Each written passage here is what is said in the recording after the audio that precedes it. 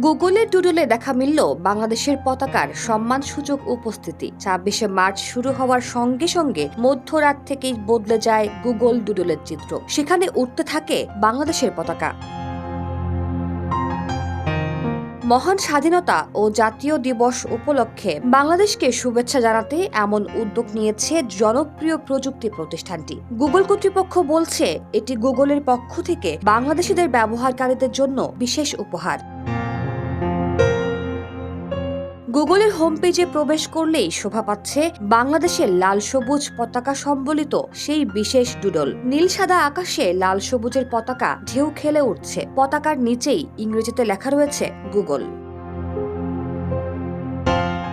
লেখাটির উপর ক্লিক করলে আজকের ডুডলের পেজ খোলা হচ্ছে, যেখানে লেখা রয়েছে স্বাধীনতা দিবসের শুভেচ্ছা বাংলাদেশ। আজকের স্বাধীনতা দিবসের ডুডলে বাতাসে উড়তে থাকা বাংলাদেশের পতাকা দেখানো হয়েছে।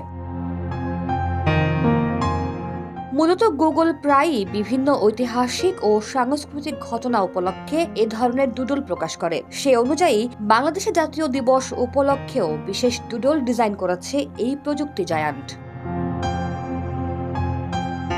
অন্যদিকে ২৬ মার্চ সকালে ঢাকাসহ সারা দেশে ৩১ বার তোপধ্বনির মাধ্যমে শুরু হয় স্বাধীনতা দিবসের উদযাপন। সূর্যোদয়ের সাথে সাথে প্রধান উপদেষ্টা ডক্টর ইউনূস জাতীয় স্মৃতিসৌধে পুষ্পস্তবক অর্পণ করেন।